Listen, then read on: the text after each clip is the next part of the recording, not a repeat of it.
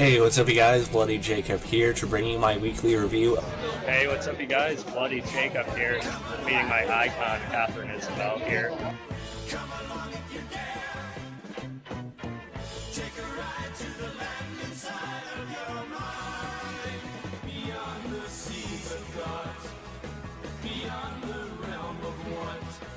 Across the streams of hopes and dreams where things are really not. Come along if you can. Come along if you dare. Have a good one. Cheers, guys. Side of your mind, but please realize you'll probably be surprised.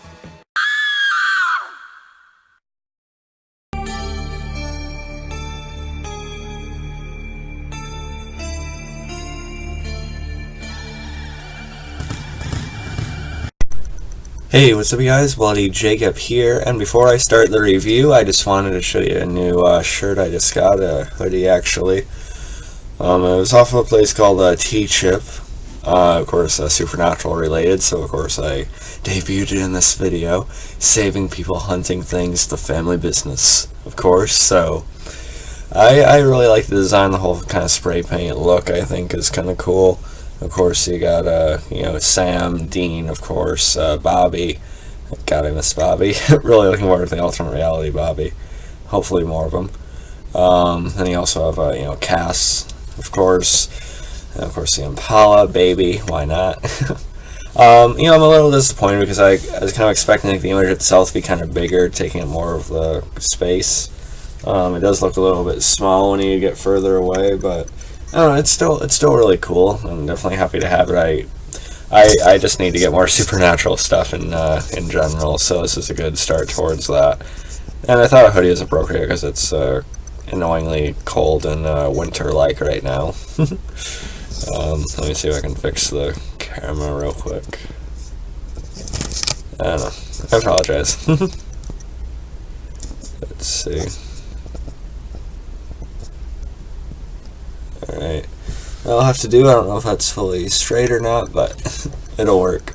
I'm not going to make this video too long, just because it's almost 3 a.m. And I want to apologize for the lateness of this video as well. I've just had to keep up with a lot of stuff lately, and work full-time has been kind of kicking my ass, at least mentally. But shows like Supernatural are just, just my time of peace, time where I can just actually enjoy life again, if that makes sense. Currently taking my girlfriend through it as well. We're like 4 into season 5, so she has a ways to go. But season 5 was a great time for the show, arguably the best. And season 13, as I've been saying, is just shaping up more and more nicely with each passing week. I like season 12, just got the season 12 DVD actually. The cover looks pretty damn cool. Season 12 was probably my least favorite season of the show personally, but it's Supernatural, so it still wasn't bad, it was still good. But season 13 I think is shaping up fairly nicely. And this episode, which was episode 11 of season 13 called Breakdown, I thought was especially good. It was honestly one of my favorite episodes so far of the season, along with maybe Scorpion and the Frog, as well as a couple others perhaps. I just really like this one. It was pretty self-serious, and definitely the kind of episode we needed after sort of the Wayward Sisters backdoor pilot last week, which I enjoyed. I honestly hope that gets ordered to a series within the next few months. But of course people wanted it to be more Sam and Dean centric in this one, and that's definitely what they got. I need a Supernatural mug too, but here's Spider-Man. But yeah, so Donna, her niece ends up going missing, and so she contacts Sam and Dean for help. And it was honestly more of a, you could argue, it's back to the case of the week kind of thing, which would have been, fine on its own, I guess. But they make it a little bit more unique, because not only is she taken after she's left a gas station by some sort of masked figure, but the figure actually turns out to be a pretty known killer of some kind. And I thought the way they did it with the killer taking these captives, or capturing them and actually filming them and cutting off their body parts and selling them in auctions was creepy and even more grim and sort of just out there than what the show has done before, with instead of selling monsters or stuff like that. Even though we do see vampires at the end of the episode, so it sort of makes sense. But still, I thought the whole auction thing, it definitely reminded me of some other works that I haven't seen Supernatural touch on as much. So I appreciated the different kind of threat or what they're actually going about doing.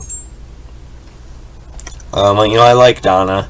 I wasn't too crazy about her being on Wayward Sisters. I'm glad she seems to be more of a supporting character for that, not necessarily one of the main ones. Although that could be argued. But she's definitely more serious here. She's carrying herself differently because, of course, it's her niece. And there's something going on with Sam in this episode as well. He's just, he's on a really low point again. He's not even getting out of bed in the morning until like after 10 o'clock in the morning. Ooh, that's early for me. I hate getting up that early.